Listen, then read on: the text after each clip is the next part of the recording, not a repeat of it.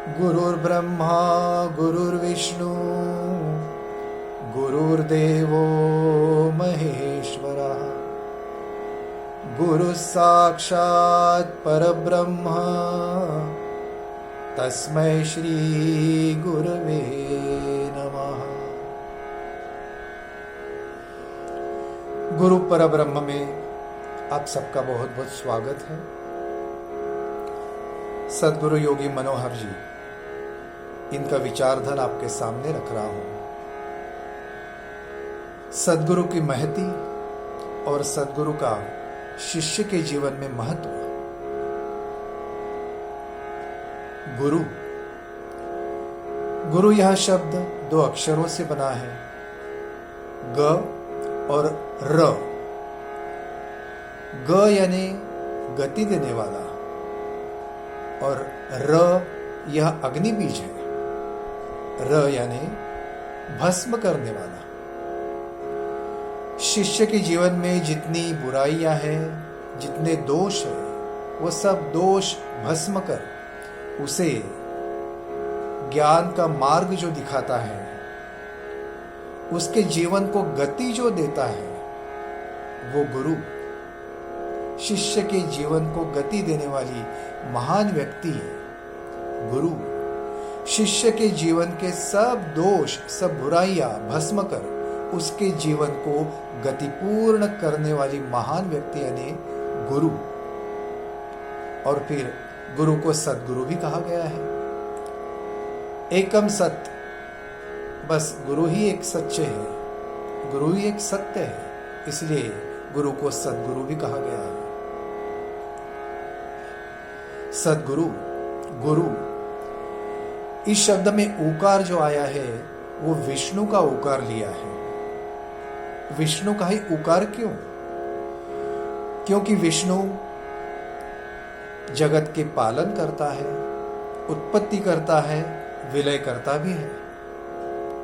विष्णु, भगवान विष्णु का मूल रूप विराट पुरुष है। विराट पुरुष यानी पूरा ब्रह्मांड जिनमें समाया है, वो विराट पुरुष। पूरा ब्रह्मांड जिनका शरीर है, चंद्र सूर्य जिनकी आंखें हैं, वो विराट पुरुष। और उनका व्यक्त रूप यानी भगवान विष्णु।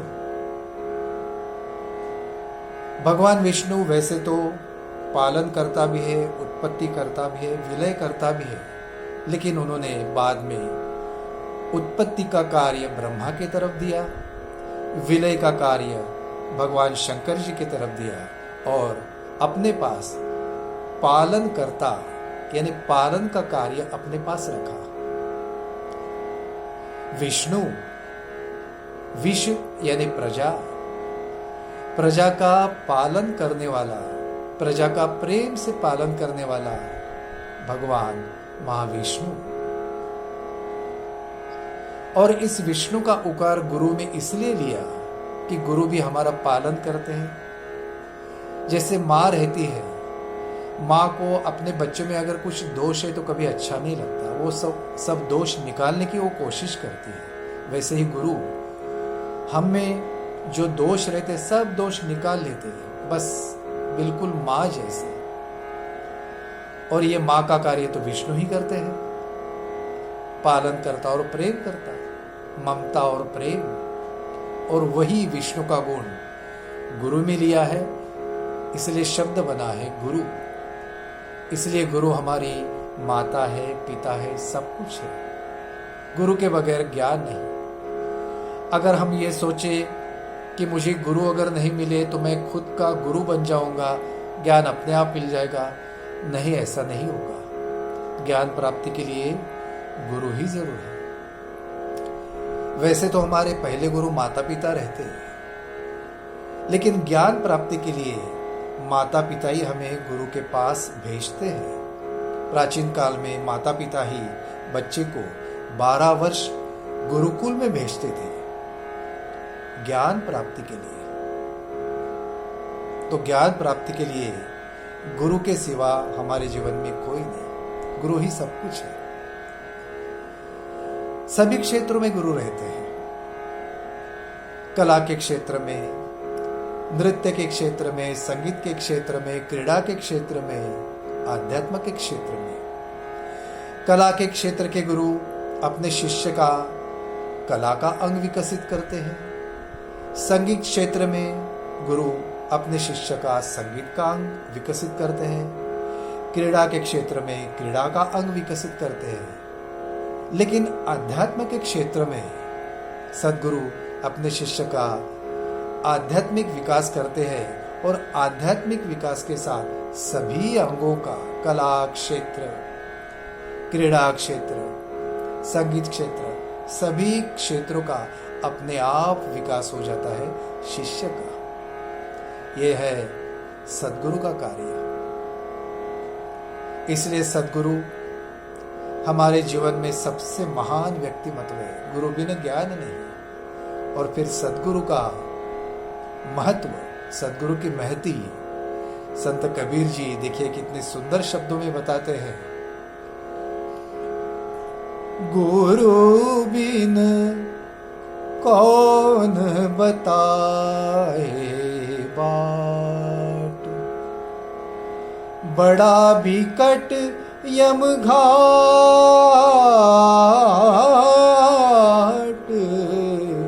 कौन बताए बाट।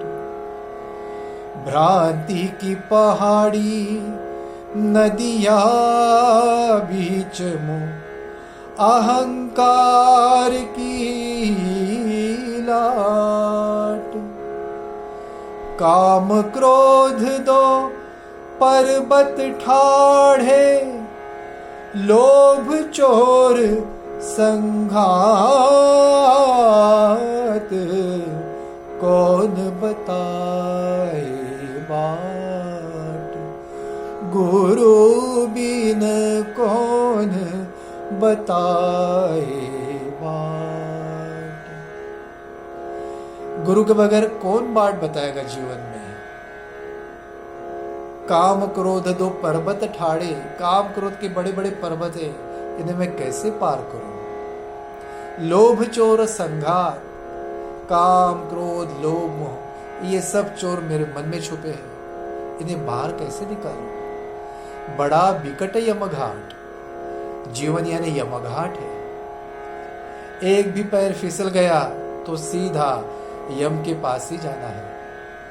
ये यमघाट में कैसे पार करूं, इसके लिए सद्गुरु की मुझे आवश्यकता है। सद्गुरु के बगैर मेरे जीवन का यमघाट में कैसे पार करूं। गुरु बिन कौन बताए बाट। तो यह है सद्गुरु हमारे जीवन में। सद्गुरु का यह है महत्व और सद्गुरु की यह है महती। आपके सामने आज सद्गुरु का महत्व रखा मैंने। जय सद्गुरु, जय सद्गुरु।